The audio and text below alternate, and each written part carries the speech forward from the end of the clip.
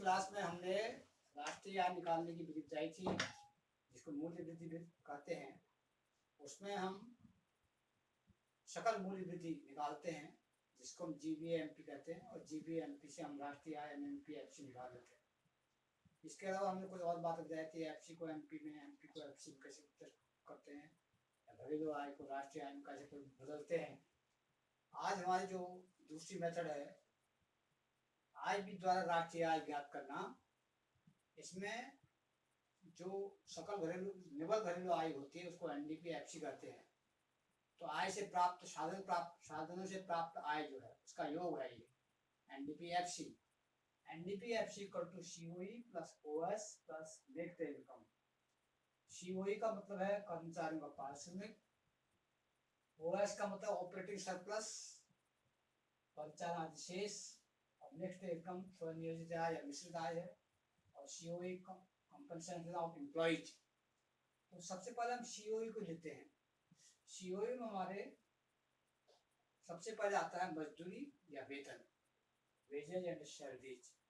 मजदूरी या वेतन जो कोई भी एम्प्लॉयर, चाहे वो सरकारी हो, प्राइवेट हो, या दुकानदार हो, कोई भी हो, जो अपने कर्मचारी को देता है, या जो डेली वेजेज वर्कर हैं उनको जो मजदूरी मिलती है उसका सम हो गया है। इसके अलावा अन्य जो सुविधाएं किसी भी एम्प्लॉयर द्वारा अपने कर्मचारी को दी जाती हैं, जैसे कोई मकान रहने के लिए देता है, कोई मेडिकल फैसिलिटी देता है, कोई बच्चों की शिक्षा के लिए देता है, तो ये है। उसके अलावा सुरक्षा अंशदान देता है जी, जैसे पीपीएफ है या ग्रेच्युटी है या पेंशन है, ये सब चीज़ें इसमें आ जाती हैं सीओई में। तो सीओई इक्वल टू वेजेज और salaries plus other social benefits given by employer. उसके बाद दूसरा आता है ऑपरेटिंग सरप्लस, ओएस या ऑपरेटिंग सरप्लस, परिचालन अधिशेष।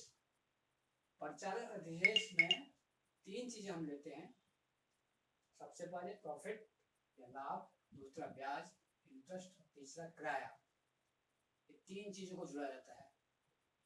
तो ये सारे फैक्टर इनकम है, कार्य साधन आय है। लाभ आप लोग जानते हो, जो उत्पादक होता है, उत्पादन करने के बाद जो बेचने के बाद उसके बाद अतिरिक्त बचता है वो लाभ है उसका।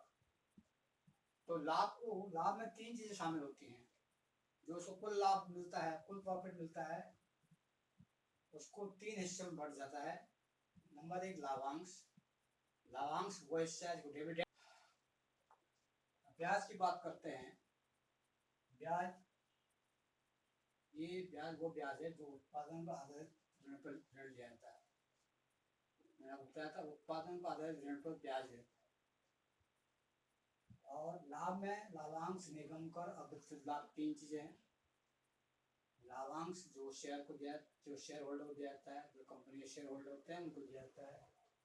निगम कर जो सरकार को टैक्स दिया जाता है लाभ का। और अविकृत लाभ जो है, कुछ लाभ कंपनी अपने पास रखती है ताकि आगे कंपनी का विकास हो, अपने कार्य में और उत्पादन वृद्धि की जाए।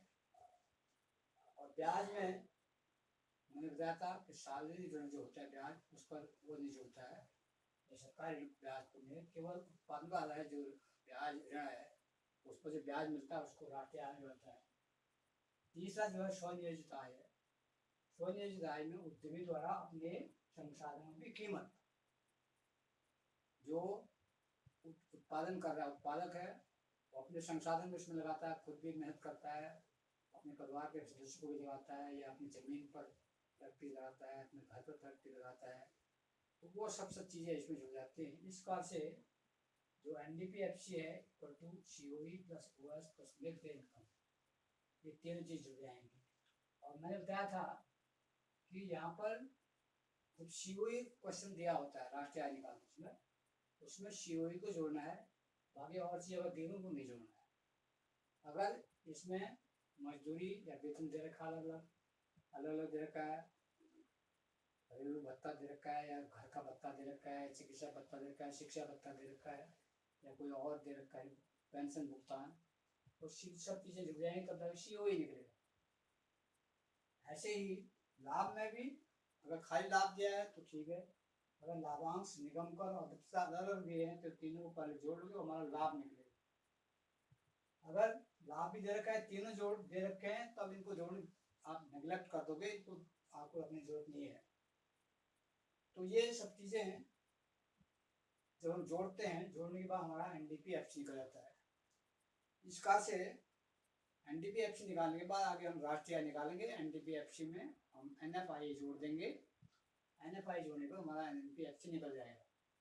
तो मैंने बताया था NFIA equal to FIFA minus FITA, factor income from abroad minus factor income to abroad, उनको घटाकर उनका जो डिफरेंस है उसी को हम एफआईएफए करते हैं। जब एनडीपीएफसी में हम एफआईएफए जोड़ते हैं तो हमारा एनपीएफसी आता है। ऐसे ही एनपीएफसी में जब हम एनएफआई घटाएंगे तो एनडीपीएफसी आ जाएगा। इसका से राष्ट्रीय आय निकालने की एक विधि है, इसको इनकम मेथड कहते हैं या आय विधि कहते हैं। इससे पहले हमने आपको आय विधि द्वारा राष्ट्रीय आय ज्ञात करने का तरीका बताया था। मैंने बताया था राष्ट्रीय आय में निकालने के लिए सबसे पहले हम एनडीपीएफसी निकालते हैं। एनडीपीएफसी बराबर COE plus OS plus factor income. COE कर्मचारियों का पारिश्रमिक है, ओएस परिचालन अधिशेष है, ऑपरेटिंग सरप्लस, और ये स्वनियोजित आय है। इन तीनों को जब जोड़ते हैं तो हमारा एनडीपीएफसी निकलता है। और एनडीपीएफसी में अगर हम एनएफआई जोड़ देते हैं, net factor income from abroad, तो हमारा राष्ट्रीय आय निकल जाते हैं एनपीएफसी। अब एक न्यूमेरिकल मैं आपको बता रहा हूँ, आपको ध्यान से देखना है और इसी हिसाब से वो करना भी है। इसमें क्वेश्चन है calculate GNPMP, gross national product at market price, आपको निकालना है। इसमें आपको दे रखा है सबसे पहले स्वनियोजित आय दे रखी है, मिक्स्ड इनकम दे रखी है 400 करोड़ रुपये। कंपनसेशन ऑफ एम्प्लॉयज, कर्मचारियों का पारिश्रमिक 500 करोड़ रुपये। Net factor income from abroad ये माइनस 20 करोड़ रुपये।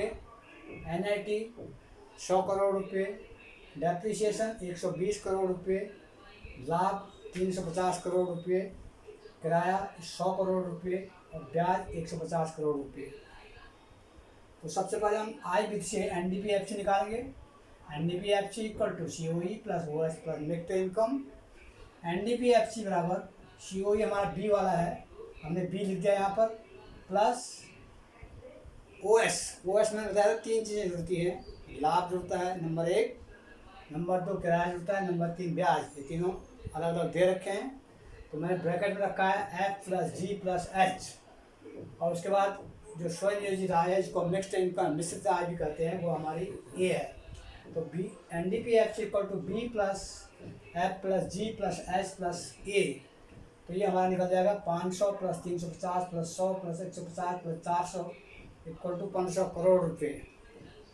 अब हमको निकालना है जीएनपीएमपी। तो सबसे पहले जीडीपीएफसी निकालेंगे। तो जीडीपीएफसी निकालने के लिए हम एनडीपीएफसी में डेप्रिसिएशन जोड़ देंगे। डेप्रिसिएशन हमको दे रखा है, मूल्यह्रास दे रखा है, या इसको पूंजी उपभोग भी कहते हैं।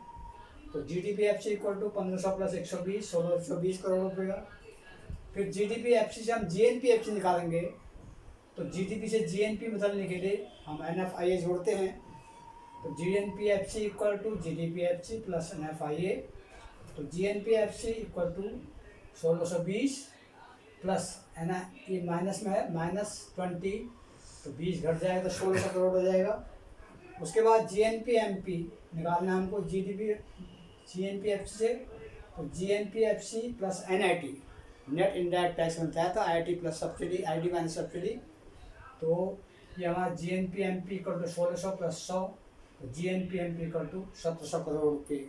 इस प्रकार से हम कुछ भी हम निकाल सकते हैं। स्वनियोजित आय निकाल सकते हैं, सीओई निकाल सकते हैं, एनएफआई निकाल सकते हैं, एनआईटी निकाल सकते हैं, डेप्रिसिएशन निकाल सकते हैं, लाभ किराया ब्याज अगर हमको कुछ भी दिया हो, लेकिन हमारी कैलकुलेशन इसी में रहेगी।